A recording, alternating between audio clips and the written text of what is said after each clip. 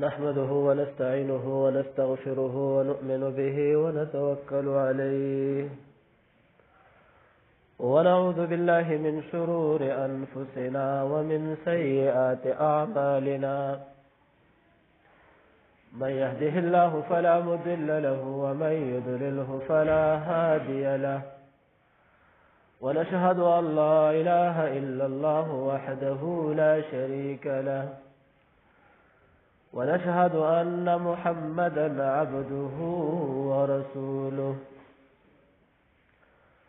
أعوذ بالله من الشيطان الرجيم بسم الله الرحمن الرحيم إن الله وملائكته يصلون على النبي يا أيها الذين آمنوا صلوا عليه وسلموا تسليما زمارة الفجوة الدروس الشريف ويا اللهم صل على محمد وعلى آل محمد كما صليت على إبراهيم وعلى آل إبراهيم إنك حميد مجيد اللهم بارك على محمد وعلى آل محمد كما باركت على إبراهيم وعلى آل إبراهيم إنك حميد مجيد ما تاسو ته د سیرت په باب کې بیان شروع کړو الله رب العزت کوم او تاسو له ژوند را نصیب کو نو ان شاء الله دا 130 جمعه به ان شاء الله موږ تاسو د سیرت په باب کې خبرې کوو د لسمې هجری د سم د هجری بیان بلکې د ربیع الاول د ورځو د اول ایامو د نبی صلی الله علیه وسلم بیماری ده او د 12 ربیع الاول د نبی صلی الله علیه وسلم د دنیا له رخصتي ده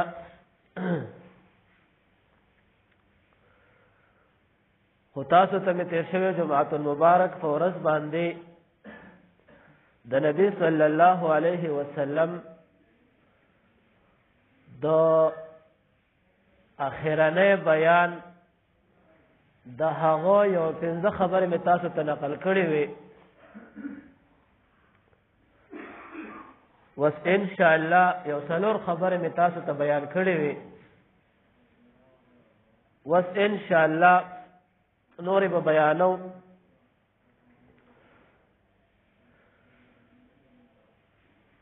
تاسو ته مې دا تیر شوی جمعة المبارک ورځ باندې وې چې نبی صلی الله علیه وسلم ډېر سخت مریض او په تکلیف کې انصارو ته بیان کوي مهاجرم وتناسته انصارم وتناسته په سخت حالت بیماری کې نبی صلی الله علیه وسلم دا وې الصلاة شریعة مطابق چې مونږ با تاسو د شریعت پابند کوئ تاسو ته مې تیر شوی جمعة المبارک په ورځ باندې د مونږ د پابندۍ او د مونږ د حکمت عملی او د مونږ یو حکمت دا مې بیان کړو شپږمه خبره نبی صلی الله علیه وسلم دا فرمایل وما ملکت ایمانکم دا یو داسې جمله ده چې په دې جمله کې نبی صلی الله علیه وسلم ټول انسان حقوق جمع کړل په دې دوه الفاظو کې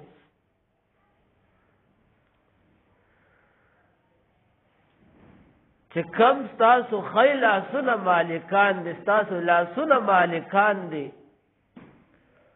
دا غي خیال بساتئ وما ملکت ایمانکم د غلامانو او د وینځو به خاص خیال ساتئ دا هغه حقوق په ورکوي.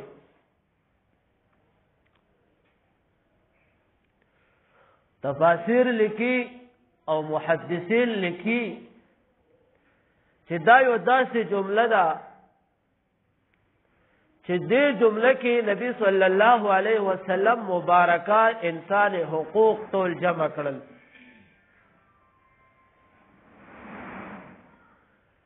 مالک په د خپل مزدور خاص خیال ساتي. ما مخکې تقریبا یو 4-5 کاله وړاندې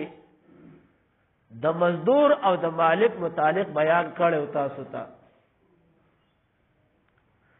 چې د مالک څه حقوق دي او د مزدور څه حقوق دي. نن دا مزدور ستا سره مزدوری کوي، نن دې ستا د ټیم پابند دی. په دا باندې به داسې کار نه کوي چې د دې سره زبردستی او ته ظلم کوي. که ته نن دې ستا مزدور دی خو سبا تم مزدور کېدی شي. نن که تا د انسان حقوق پابندي وکړه نو سبا به الله تام د بندگانو متعلق لحاظ ساتي.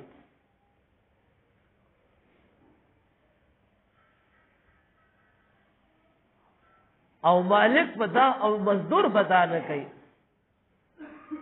چې د مالک سره کم چوری کوي، ټیم پاسې کوي. ځکه دې د دې ټیم د دې وخت پیسې اخلي.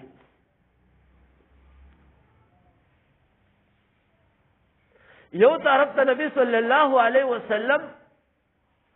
مالک ته ډېر په سختۍ باندې بیانات زجرنه ورکړې ده، رټنه ورکړې ده. او بل طرف ته نبی صلی الله علیه وسلم د حقوق و مزدور الله ډېر زبردستی سره بیان کړی دی چې ګوره د مزدور حق ادا کړي.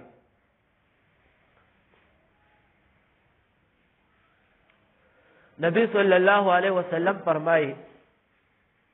حدیث مبارک ته وای چې مزدور خوله خپله نه صفا کړي، دی د مزدورۍ د وخت نه فارغ شو او د خپل خوله نه صفا کړي، تا دته مزدوري د هغه اجرت چې کم دی هغه اجرت تا دته ادا کړي.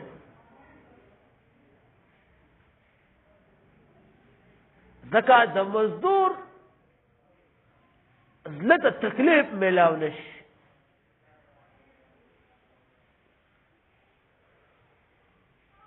او زه چې څومره احادیث مبارکه ګورم نبی صلی الله علیه وسلم مبارکه ډېره سخته په سختۍ سره د مزدور حقوق بیان کړي دي. مزدور له حق ورکوي، د مزدور سره ظلم او زیاتۍ مه کوئ.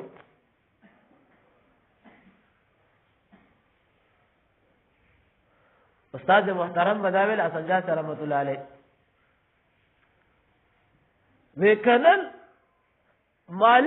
مالکان مزدورانو ته صحیح حق ادا کوي.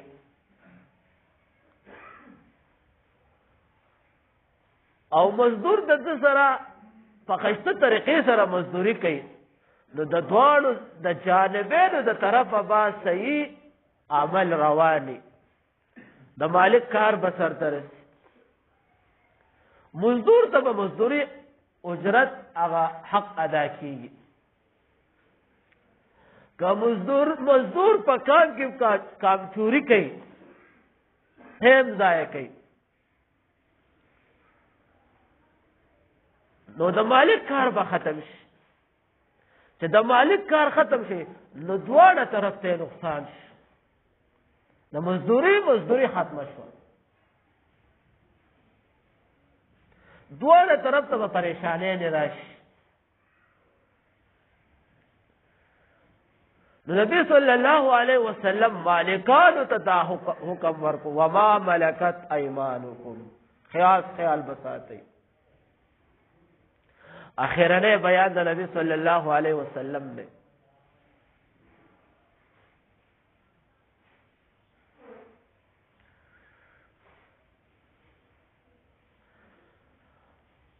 بل خبر نبی صلی الله علیه وسلم وما خبر دا وکړه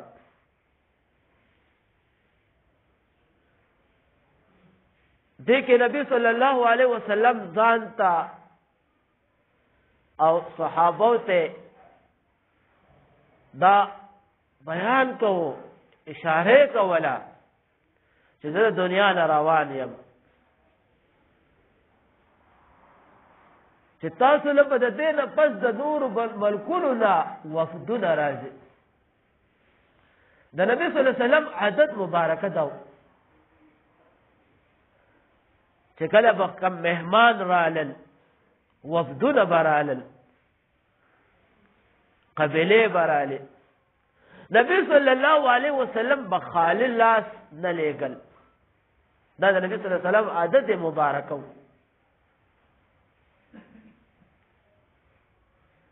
ستوحبه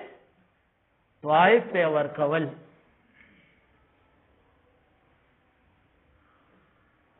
نبی صلی الله علیه وسلم مبارکات پس اخته سره داوي د وخت خلیفتا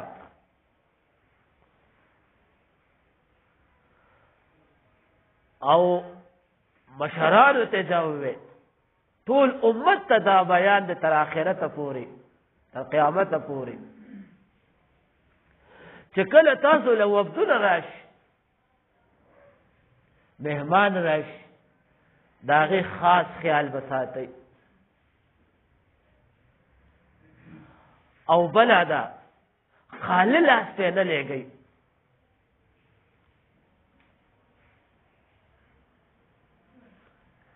توبه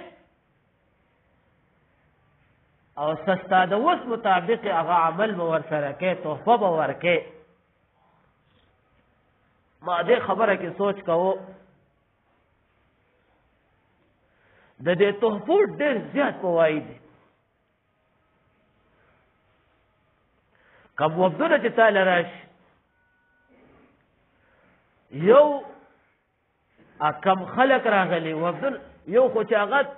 په توبه سره واپس شي زلوله خوشاله شي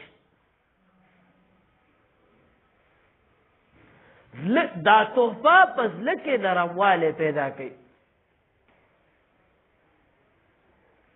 زمونږ د جماعت ته په تبلیغ کې یو جماعت راغلو اکی یو امیر سے بخوڑے تجربہ کارو وی زمونږ پر پنجاب کی تشکیل شیو لاہور پنجاب طرف کی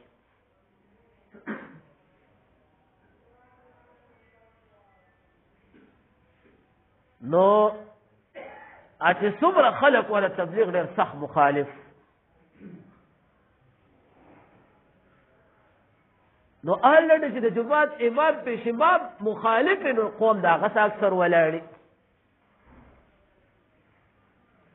دا څومره ملکونه دي عیسایان دي يهوديان دي مسلمانان دي هر طبقه ده که سیاسي پروف والدي حکمران دا د خپل وخت د علما چې څومره دي کمل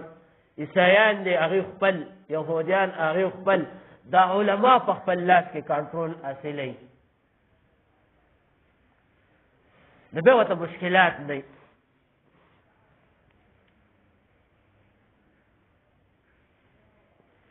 نو هغه امیر سے ما ته خبره کوله چې مولوی صاحب ډېر سخت مخالف و د تبلیغ وی ما خپل امیر صاحب ته وی چې امیر صاحب مال د یو څو خبرو اجازه راک وی ډېر په مشکله مې ته اجازه واغستو وی ما ته وی چې سخت اقدام باندې کې مو ته چې نه بیغم اوسه دا مولوی صاحب هم جماعت ته وسنن راځي ور راته نه کولا وو د جماعت وی بازار ته لاړم او خر ډېر طحائف مې واغستل او دا هغه کورواله له خاص جامې واغسته وی هغه هر څه مې ورولېګل ور مې وته وټه کو پر په چت باندې کورو چې چا به راکی چې دا طحائف مې ورولېګل برا ور مې وته وټه کو چې دا تاسو تحفه او گیفت ته یو لس منټه پس به ورته بیا ور وټاکو چې صاحب د دې جومات دا چابره کې موږ تبلیغیان یو. وی هغه وی چې اګیپټونه دله واپس خو چابي چاله نه ورکوم، دغه جومات کې موږ تبلیغیان نه پرېږدو. بس مباحثه وه، خو د خبرې مونږ اورېدې د دې ښځو خاصم دا کپړې بې انتها خوښي. وایي د بلې نه وله سړی چې دا مولوي صاحب چې لاړ چې دا کپړې را واپس کول، دا ګفټونه را واپس کول، وایي ښځه ورته چې ستا پلار به هم چابي ورکوي، تا له اوسه پورې مقتدیانو دا ګفټونه راوړلي. نو وایي خبرې ډېرې اورېدې، خو خبرې اورېدې دا دی چې چابي د بره نه راغله، جومات هم کولاو کو، یا خلک په حیران چېرې 15-20 کاله وشو چې دلته تبلیغیان پرېږدي نه، تاسو څنګه رالی؟ خبره یې کوله وایي چې هغه مولوي صاحب هم مونږ په 4 میاشتو کې تیار کړو، هغه هم ولېږو.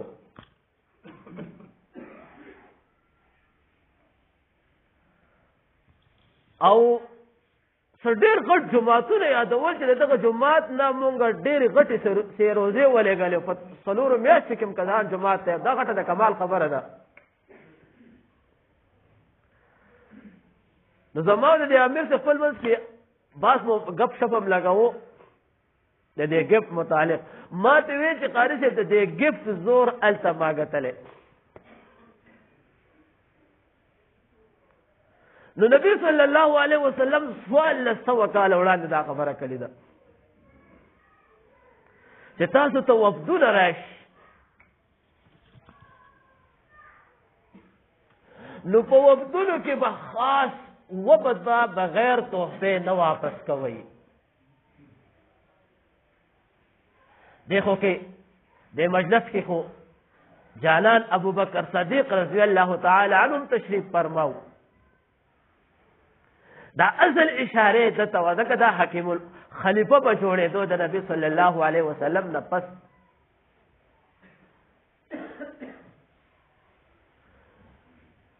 خدا بیان امت ته دی د نبی صلی الله علیه وسلم. یو چې تاله کله مهمان ناشي، نبی صلی الله علیه وسلم فرمایلی دي د مهمان سره نعمتونه کور ته راځي. ښه په تندې به ورته 14 بجې نه جوړې، ځکه دا مېلمه چې تا لغالو الله نعمت د تخت الله وسې. زمونږ یو استاد محترم دی شیخ انور علي صاحب، اوس هم تشریف فرما دی، ژوندی دی، حیات. د شیخ امان الله صاحب زوی دی، پلار خو یې وفات دی. د هغه یو ناشنا او عجیبه سوچ دی. د بورډ کې مدرسه ایستلې، اوس هم ده. د مدرسو کې محدود خوراک طالبانو ته ورکوي، هر څه محدودي. وایي طالبانو ته مې ویلې چې که 3 روټۍ خورئ او که 10 خورئ، څومره خورئ پابندي نشته. خوراک چې څومره کوئ او ځان له سحر مکمل په دودو کې چې پخوئ، اوبه پکې ما اچوئ. خو یې ګورې په دې ډېر سخت خفه کېږم چې یو ګوټ شی دنه پاتې شي، ځکه دا افراط کې راځي. څومره خورئ مونږ ورته ګپ کې وی، مونږ استاد صاحب دا خو به ډېره ګرانه شي. وی قمقلانو طالبانو وی هر طالب هر انسان خپل قسمت خوري. خو دومره خبره ده چې دا طالبان ما ته رالل، وی دا زما د جب نه الله دې ته دا رزق لیکلی دی. نو وی دا هر چا سره خپل قسمت، او چې قسمتونه زیات شي نو وی رزق بلند دی.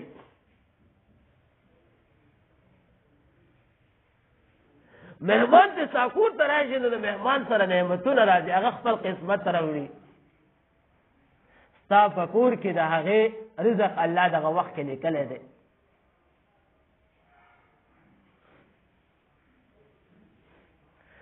نور تاسو هم پوهېږئ مونږ هم پوهېږو د اوسنۍ زمانې سره د کورواله مهمان چې څومره یي هغه ډېر عزتمند دي او د پلار مهمان چې هغې قدر دومره په کور کې نه دا تعلیم به ورکوئ چې دواړو مهمانو ته په یو نظر ګورئ ځکه استاد محترم به وی وزیر مملکت او وزیر خوراک د کور ستا کورواله ده ستا د کور مشره وزیره ده انچارج ده نو لین دین معاملات په صحیح رواني چې دې خبره کې ته سوچ وکې ډېر ناشنا علم دی په دې خبره کې په دې یو جمله کې خبره رانه بل طرف ته ځي اتم نمبر خبره نبی صلی الله علیه وسلم دا وکړه سخت بیمار دی په تکلیف کې دی وَيَخْرِجُ الْيَهُودَ وَالنَّصَارَى مِنْ جَزِيرَةِ الْعَرَبِ سخت کلمه ده وی اوباسئ دا یهود او نصارا د جزیره د عرب نه لرې کوي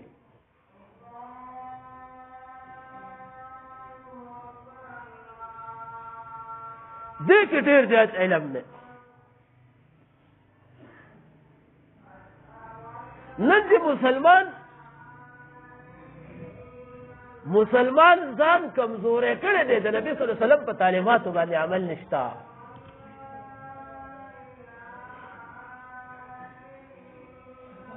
نن چې کافران د مسلمانانو په علم پسې نخرې او تماشې کوي د نبي صلی الله علیه وسلم په تعلیماتو پسې عمل نشته نن چې یهود او نصارا زمونږ د محمد صلی الله علیه وسلم پروپیګنډې کوي د نبی صلی الله علیه وسلم په تعلیماتو باندې عمل نشته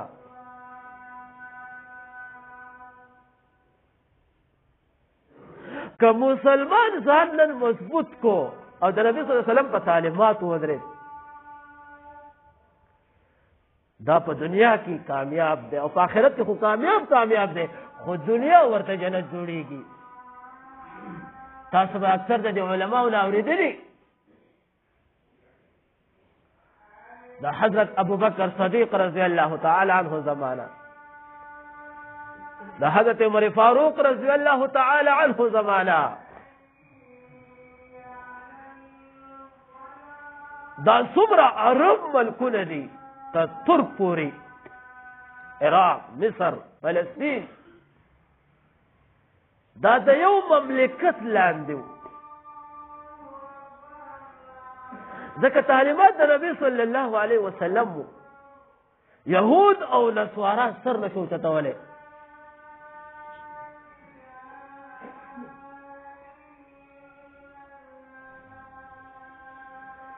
نن چې زمونږ په میدان کې څه خبره راشي مونږ ځان په هغې کې ښکته کوو وی زمونږ معشیت خرابېږي یهود او نصارا سره تعلق پرېږدي زمونږ مملکت کمزوری کېږي خیر دی که نبی صلی الله علیه وسلم ګستاخیانې دې وشي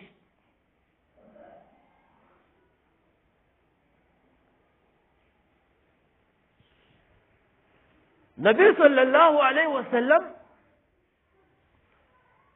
مخکې د نبی صلی الله علیه وسلم ګستاخیانې نه دي شوي ځکه نن مسلمان کمزوری دی د خپلې خبرې جواب نشي کولی خپله کې مسلمان موږ یو بل سره ډېر سخت تکړه یو ښه قابل یو او چې تاسو دا وګورئ که نه د دنیا د نظام ته چې وګورئ سوچ کوم بعضې وخت چې جنگ شروع دی د مسلمان په ملک کې شروع دی د کافر په یو ملک هم جنگ نشته. نبی صلی الله علیه وسلم څه فرمایي؟ الکفر ملت واحده، مسلمان خلاف. سوال له 100 کال وړاندې ویل دي وای کفر د مسلمان خلاف یو موټی دی. الحمدلله ثم الحمدلله امارت اسلامی افغانستان کی حالانکه د ټول کفر ټیکنالوژي افغانستان ته راوړې وه، ټوله ټیکنالوژي راوړې وه، خو د مسلمان سره هر وخت کې د الله امداد وي، هر وخت کې، او د هر مسلم سره یې.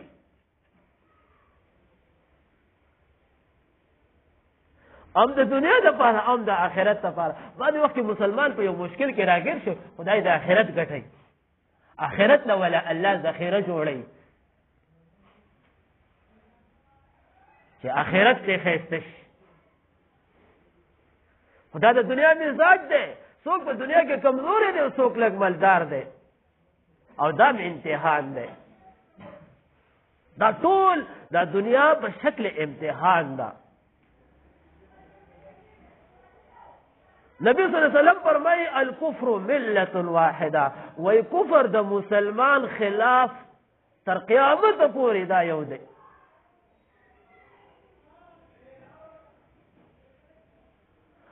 قرآن کریم کې الله وی انما المؤمنون اخوة فاصلحوا بین اخویکم.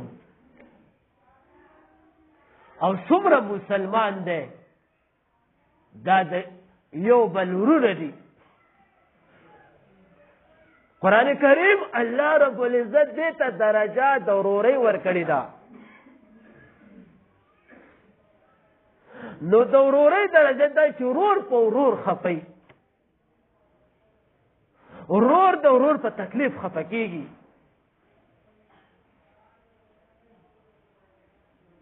نبی صلی الله علیه وسلم فرمایي د یو مؤمن شکایت دا د ټولو مسلمانانو شکایت دی. د یو مؤمن په سترګه باندې، په غاښ باندې، په سر باندې، په بدن باندې یو درد دا د ټولو مسلمانانو باندې درد دی. شکا نفسه شکا عینه، دا احادیث مبارکه ټوکړي دي. نن مسلمان ته په ځکه کې بغض لري.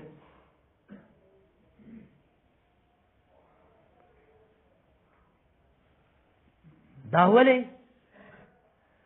دا د نبی صلی الله علیه وسلم په تعلیماتو باندې عمل نشته.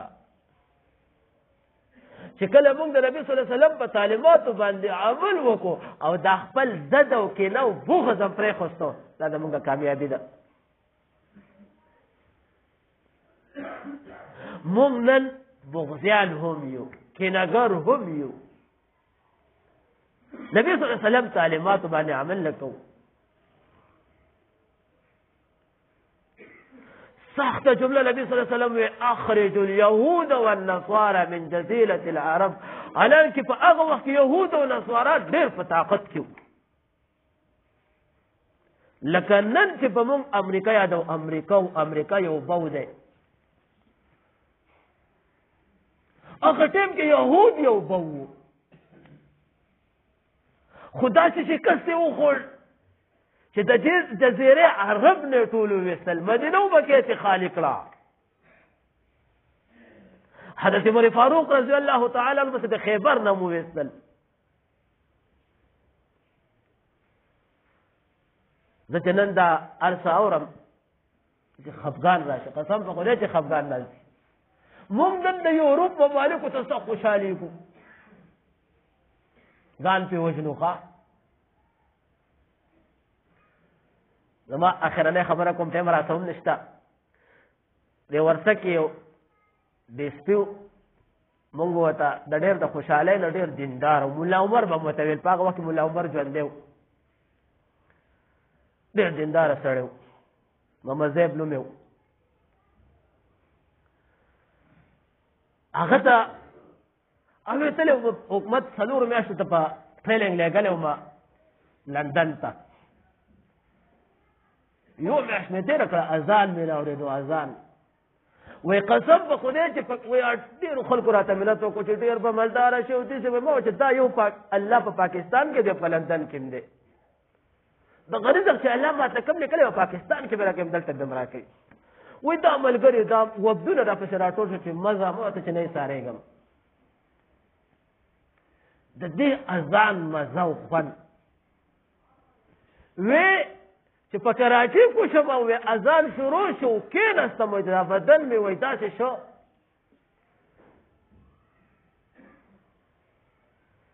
دا خوشحالي نشته په د یورپ د انګریزانو په ملکونو کې نشته د ازادي د اسلامي مملکت دا ازادي دی او دا څومره د اسلام متعلق ته پابند نه د عباداتو متعلق ته پابند نه طلع شنن د یورپي ممالکو د جهاد نوم واخله چې په دې خله دی وای کنه وای نن په مسلمانانو په مملکتو کې الحمدلله زه په زه تداریس کیږي درسونه کیږي جهاد بیانات کیږي البته تر جهاد بیانات نشي کولای هم نشتا ان شاء الله راته خبره به بیا آینده جمعه وکم الله رب العزت موږ او تاسو ټول مسلمانانو ځکه مسلمانان موږ ټول ورونه یو الله دې موږ ټول لا د نبی صلی الله علیه وسلم په تعلیماتو باندې عمل لا نصیب واخر دعوانا ان الحمد لله رب العالمين